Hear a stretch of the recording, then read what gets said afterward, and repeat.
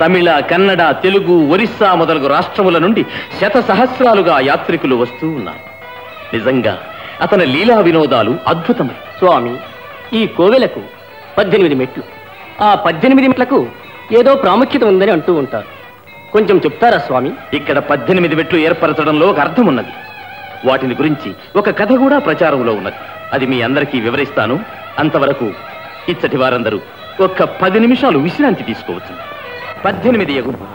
ఒక్కొక్క 7 వచికలు మెట్ల మీద టెంకాయలు కొట్టవలని.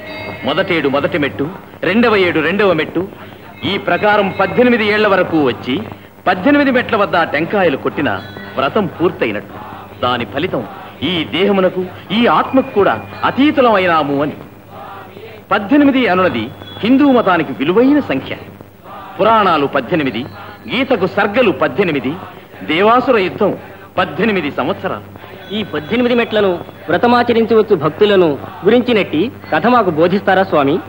నేనొక మంచి కథ వినియున్నాను. ఒక ఊళ్ళో వయస్సు ముదిరిన అయ్యప్ప భక్తుడొకడు ఉండేవాడు. అతడు ఆ వార్ధక్యంలో 17 సంవత్సరాలు శబరిమలకు పోతూ వచ్చాడు. 18వ ఏడు వ్యాధి పీడితుడై నడిచే ఓపిక కూడా లేదు. అతనికి దగ్గర బంధువు ఒకడు యువకుడు, పేరు రంగరాజస్వామి. అతడు ఆ ఏడు శబరిమలకు పోవలసి ఉన్నది. బయలుదేరిపోవడానికి ముందు రోజు ఏ నాన్న, ఈ కాలు నొప్పితో నువ్వు పోకపోతే ఏమి? శబరిమల ఎక్కే వాళ్లకు వయస్సు తెలియదు, రోగాలు తెలియవు. రంగరాజు నాకు తోడుగా వస్తున్నాడుగా, ఎందుకు భయపడతావు? అమ్మా, ఏమిటి నాన్న? నువ్వు పోయి రంగరాజు తయారుగా ఉన్నాడేమో చూడు. సరే నాన్న.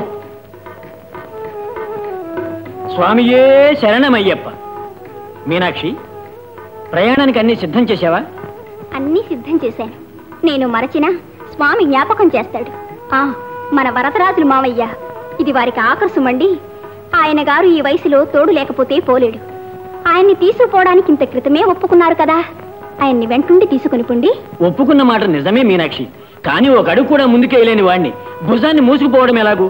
నాకు టైం అయింది, నేను వస్తాను. స్వామియే శరణమయ్యప్ప. స్వామియే శరణమయ్యప్ప. హరిహరసుత శరణమయ్యప్ప. స్వామియే శరణమయ్యప్ప. ఏంటమ్మా? రంగరాజు మావయ్య అప్పుడే పోయారని చెప్పారు. ఈ వృద్ధుడు మోతబరువు అనుకుని ఉంటాడో ఏమో. అయ్యప్పే నాకు దిక్కు. శబరినాథ, ఇందరు ఆడ సంతానాన్ని ఇచ్చిన నువ్వు నాకు ఒక మగ సంతానాన్ని ఇవ్వకపోయావా స్వామి? ఉండుంటే వాడైనా తోడుగా వచ్చేవాడు. స్వామి అయ్యప్ప, మా నాన్నను భద్రంగా ఇంటికి చేర్చు. మేమే మగపిల్లలుగా పుట్టుకుంటే మేమే మా నాన్నకు తోడొచ్చేవాళ్ళమే. ఏంటమ్మా ఇదంతా? ఏం లేదు నాన్న, నాకు భయం వేస్తుంది నాన్న. ఈ సంవత్సరం నువ్వు పోకపోతే ఏమిటి చెప్పు? నేను శబరిమలకేగా పోతున్నాను. ఎందుకు మీరిలా భయపడతారు? అయ్యప్ప తోడున్నంత వరకు నాకే కష్టమూ రాదు. స్వామి నిన్ను క్షమిస్తాడులే నాన్న. మీకేదైనా కష్టం వస్తే ఏమవుతుంది ఈ కుటుంబం? నేనెక్కడున్నా సరే అయ్యప్ప నా సంతానాన్ని కాపాడుతాడమ్మా. బ్రతికినా చచ్చినా స్వామి వద్దకు పోవడం మాత్రం మానకూడదమ్మా. మీరందరూ కళ్ళు తుడుచుకొని అయ్యప్పను ప్రార్థించండి.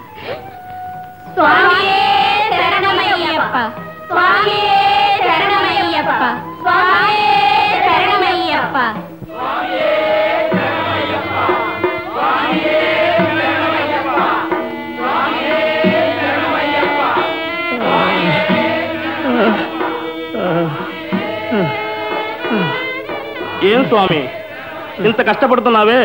కావాలంటే కాస్త చేయూతిస్తాం. వద్దు బాబు, అయ్యప్ప నా కోసం ఒక మగ బిడ్డనివ్వలేదు. మీరు పొండి. సరే, మీ ఇష్టం.